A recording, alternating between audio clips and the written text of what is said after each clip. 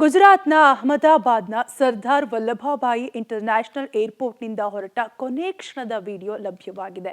242 ಜನರನ್ನ ಹೊತ್ತೊಯ್ದ air India ವಿಮಾನ ಇದಾಗಿದ್ದು, ಟೇಕ್ ಆಫ್ಗೂ ಮುನ್ನದ ದೃಶ್ಯ ಹೀಗಿದೆ. ವಿಮಾನ ಪತನದ ಕೊನೆ ಕ್ಷಣ ಲಭ್ಯ. ರನ್ವೇಯಿಂದ ಹೊರಟ ಫ್ಲೈಟ್ ಜಸ್ಟ್ 30 ಸೆಕೆಂಡ್ಗೆ ಫ್ಲೈಟ್ ಧಗಧಗ. ಗುಜರಾತ್ನ ಅಹಮದಾಬಾದ್ನ ಸರ್ದಾರ್ ವಲ್ಲಭಭಾಯಿ ಇಂಟರ್ನ್ಯಾಷನಲ್ ಏರ್ಪೋರ್ಟ್ನಿಂದ ಹೊರಟ ಕೊನೆ ಕ್ಷಣದ ವಿಡಿಯೋ ಲಭ್ಯವಾಗಿದೆ.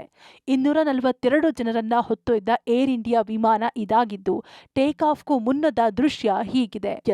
ಹೀಗೆ ರನ್ವೇಯಿಂದ ಟೇಕ್ ಆಫ್ ಏರ್ ಇಂಡಿಯಾ 7878 ಸಂಖ್ಯೆಯ ಫ್ಲೈಟ್ ಜಸ್ಟ್ 200ರಿಂದ 300 ಮೀಟರ್ ದೂರ ಕ್ರಮಿಸುತ್ತಿದ್ದಂತೆ ತಾಂತ್ರಿಕ ದೋಷ ಕಾಣಿಸಿಕೊಂಡು ನೆಲಕ್ಕಪ್ಪಳಿಸಿದೆ. ಜಸ್ಟ್ 30 ಸೆಕೆಂಡ್ನಲ್ಲಿ ವಿಮಾನ ಪತನವಾಗಿ ದಟ್ಟ ಹೊಗೆ ಆವರಿಸಿದೆ.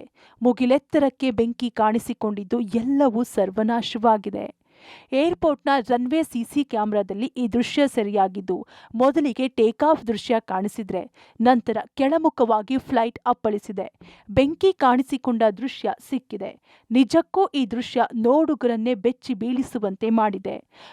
ನೋಡ್ತಿದ್ದಂತೆ 241 ಜನ ದುರ್ಮರಣ ಹೊಂದಿದ್ದಾರೆ. Bureau report, public TV.